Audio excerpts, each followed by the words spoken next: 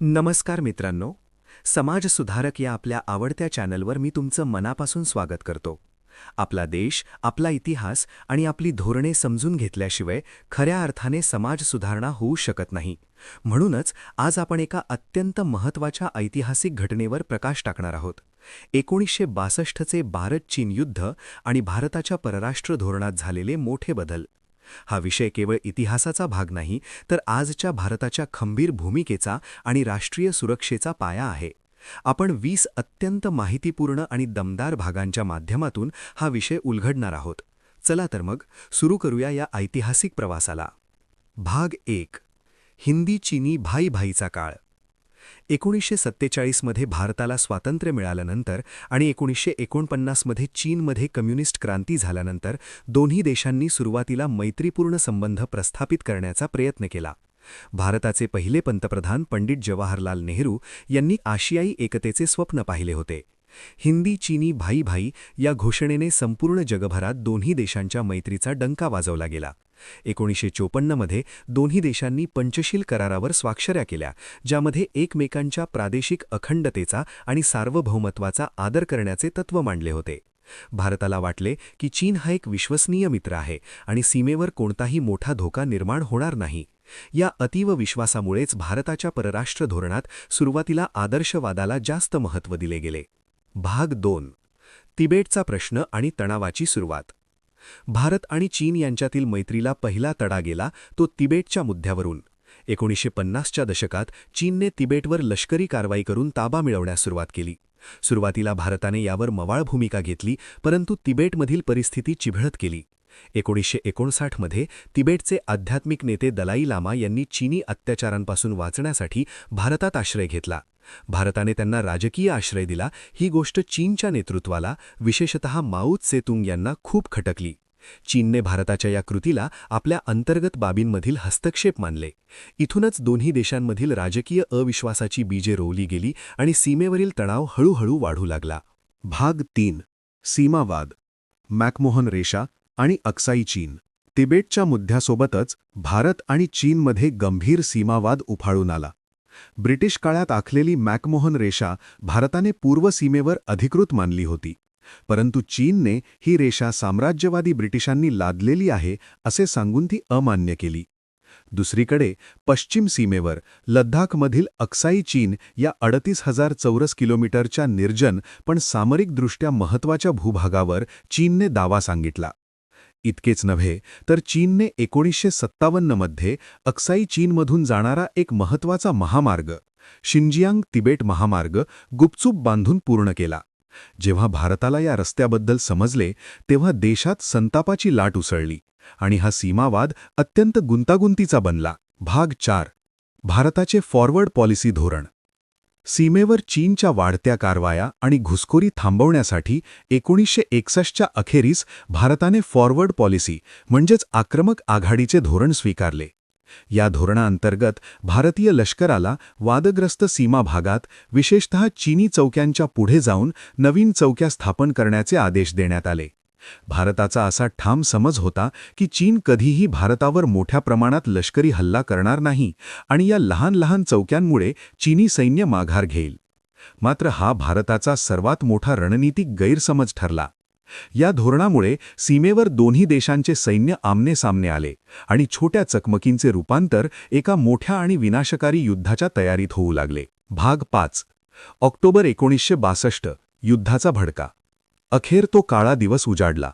20 October 1962 रोजी चीनने लद्दाख आणि ईशान्य सीमावर्ती संस्था म्हणजे निफा म्हणजे आताचा अरुणाचल प्रदेश अशा दोन्ही आघाड्यांवर एकाच वेळी भारतावर मोठा आणि अचानक लष्करी हल्ला केला. भारतीय सैन्य या भीषण हल्ल्यासाठी अजिबात तयार नव्हते. चीनची रणनीती अत्यंत नियोजनबद्ध होती आणि त्यांनी तोफखाना तसेच प्रचंड मनुष्यबळाचा वापर केला. कडाक्याची थंडी, दुर्गम पर्वतीय भाग आणि अपुरी शस्त्रास्त्रे अशा अत्यंत प्रतिकूल परिस्थितीतही भारतीय जवानांनी अतुलनीय शौर्य गाजवले. मात्र चीनी सैन्याच्या प्रचंड संख्ये आणि आधुनिक शस्त्रास्त्रांसमोर भारताच्या पहिल्या फळीतील तुकड्यांना मोठी जीवितहानी सोसावी लागली आणि मागे हटावे लागले. भाग 6. भारताची अपुरी लष्करी तयारी.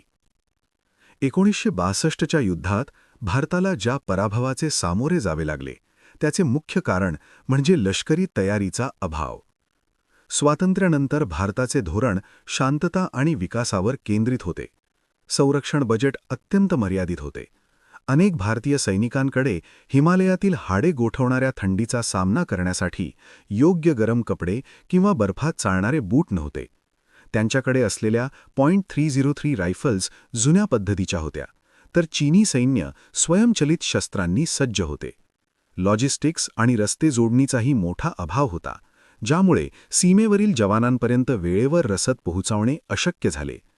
या युद्धामुळे देशाच्या संरक्षण व्यवस्थेकडे झालेल्या ऐतिहासिक दुर्लक्षाची भीषण जाणीव देशाला झाली. भाग 7. चीनी सैन्याची वेगवान घुसखोरी. युद्धाच्या पहिल्याच आठवड्यात चीनी सैन्याने भारतीय हद्दीत अत्यंत वेगाने घुसखोरी केली. पूर्वेकडील आघाडीवर तवांगसारखे महत्त्वाचे ठिकाण लवकरच चीनच्या हाती पडले. लडाखमध्येही चीनने अनेक महत्त्वाच्या भारतीय चौक्या उद्ध्वस्त केल्या. रेझांगलाचा लढाईत मेजर शैतान सिंग आणि त्यांच्या 13 कुमाऊन रेजिमेंटच्या 120 जवानांनी शेवटच्या श्वासापर्यंत आणि शेवटच्या गोळीपर्यंत लढताना हजारो चीनी सैनिकांना रोखून धरले. हा भारतीय शौर्याचा एक सुवर्ण अध्याय आहे.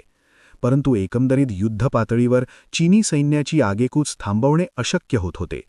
आसामच्या तेजपूरपर्यंत चीनी सैन्य पोहोचेल अशी भीती निर्माण झाली होती, ज्यामुळे संपूर्ण ईशान्य भारतात घबराट पसरली होती. भाग 8. आंतरराष्ट्रीय प्रतिसाद आणि भारताची निराशा.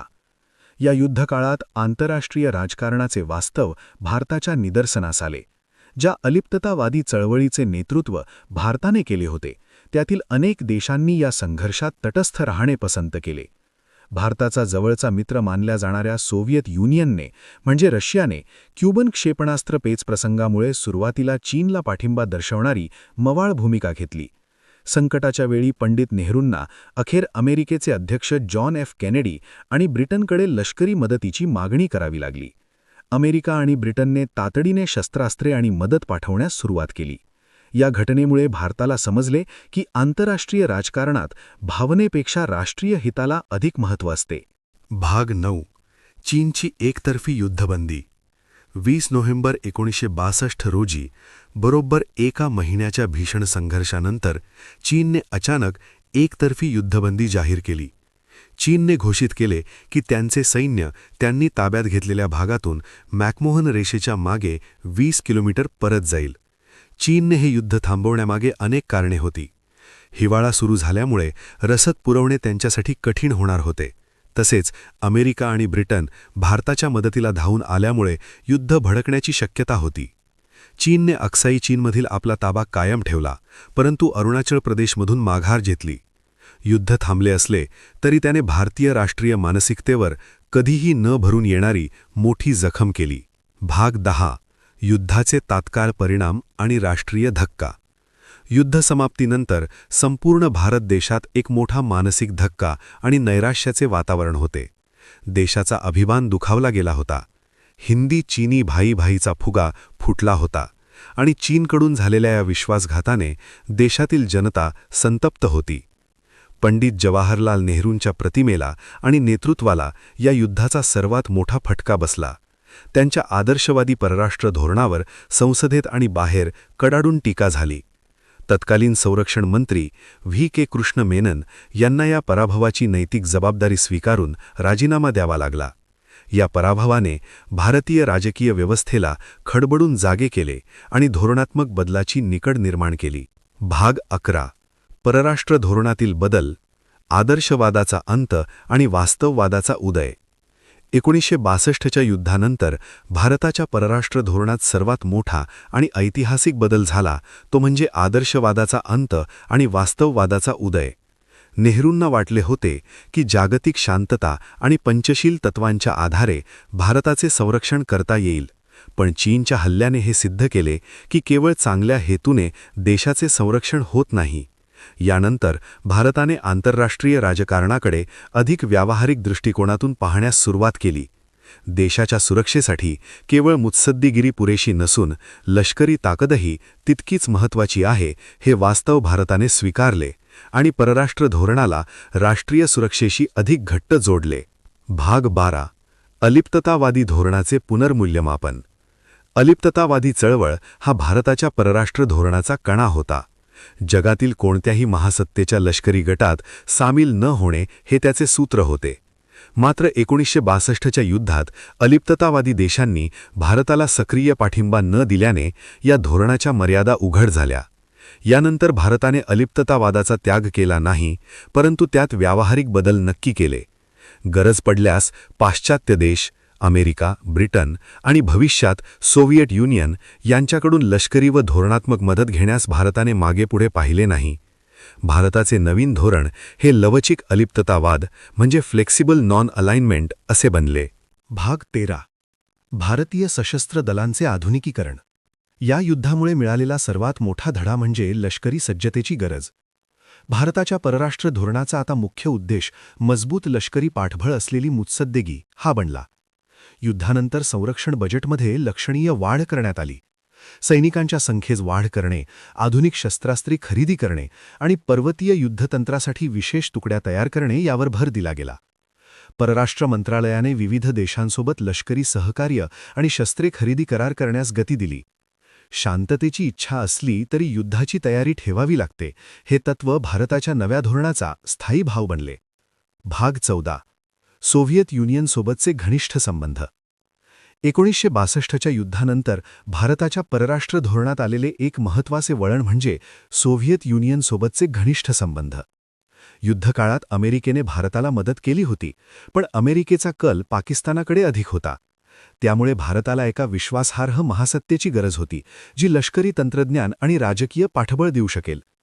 सोव्हिएत युनियनने भारताला मिग लढाऊ विमानांचे तंत्रज्ञान देण्याचे मान्य केले. येथूनच भारत आणि रशियाच्या ऐतिहासिक मैत्रीचा पाया मजबूत झाला, ज्याचा परमोच्च बिंदू 1971च्या भारत-पाक युद्धाच्या वेळी झालेल्या ऐतिहासिक शांतता आणि मैत्री करारात पाहायला मिळाला. भाग 15. भारत-पाकिस्तान संबंधांवरील प्रभाव. 1962च्या युद्धामुळे भारतीय उपखंडातील भूराजकीय समीकरणे कायमची बदलली. चीनकडून भारताचा झालेला पराभव पाहून पाकिस्तानला वाटले की भारत लष्करीदृष्ट्या कमकुवत आहे. याचाच फायदा घेण्याच्या उद्देशाने पाकिस्तानने 1965मध्ये भारतावर हल्ला करण्याची मोठी चूक केली, ऑपरेशन जिब्राल्टर. दुसरीकडे या युद्धानंतर चीन आणि पाकिस्तान यांच्यात मैत्रीचे नवे पर्व सुरू झाले. शत्रूचा शत्रू तो आपला मित्र या न्यायाने चीन आणि पाकिस्तानने भारताच्या विरोधात एक मजबूत गट तयार केला. भारताच्या परराष्ट्र धोरणासमोर आता एकाच वेळी 2 आघाड्यांवर तोंड देण्याचे दुहेरी आव्हान उभे राहिले. भाग 16. सीमावर्ती पायाभूत सुविधांचा विकास. 1962मध्ये खराब रस्ते आणि दळणवळणाच्या अभावामुळे भारतीय सैन्याला मोठा फटका बसला होता.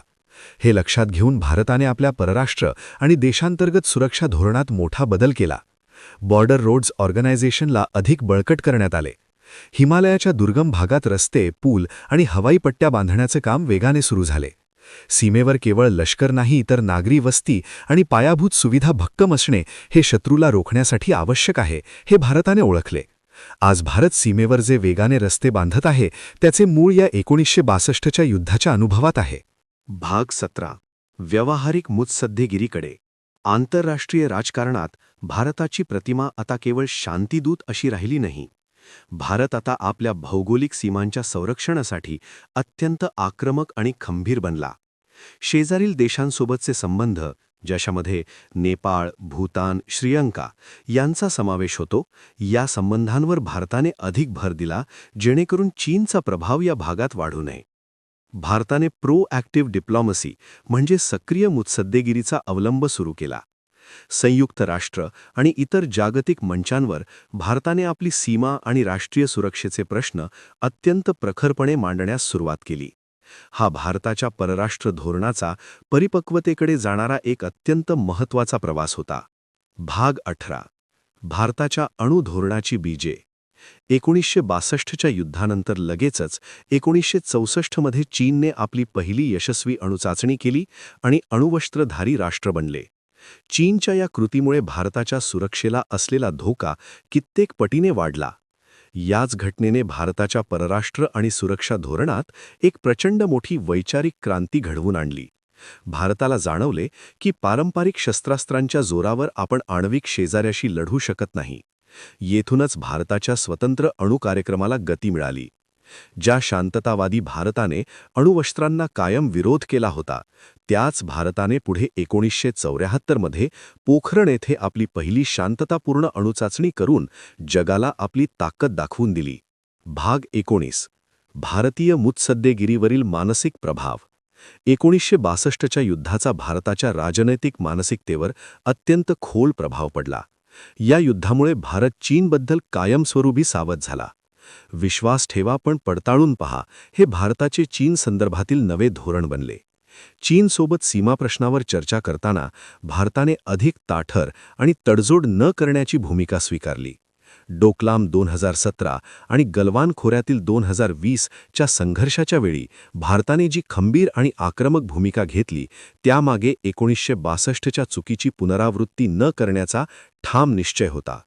1962च्या धक्क्याने भारतीय मुत्सद्देगिरीला अधिक व्यावहारिक आणि निर्भय बनवले. भाग 20. निष्कर्ष. भूराजकीय परिपक्वतेचा उदय. थोडक्यात सांगायचे झाले तर 1962चे भारत-चीन युद्ध ही भारताच्या इतिहासातील एक कडू असली तरी अत्यंत प्रबोधनात्मक घटना होती. या एका युद्धाने भारताच्या परराष्ट्र धोरणाला आदर्शवादाच्या स्वप्नातून बाहेर काढून वास्तववादाच्या कठीण जमिनीवर आणून ठेवले. लष्करी आधुनिकीकरण, महासत्तांशी व्यावहारिक संबंध आणि राष्ट्रीय सुरक्षेला सर्वोच्च प्राधान्य हे याच युद्धातून मिळालेले धडे आहेत. आज 21व्या शतकात भारत जागतिक मंचांवर एक महासत्ता म्हणून जो आत्मविश्वासाने उभा आहे आणि संकटांना डोळ्याला डोळा भिडवून उत्तरे देत आहे, त्याचा पाया 1962मध्ये मिळालेल्या त्या वेदनादायी पण तितक्याच महत्त्वाच्या धड्यात दडलेला आहे.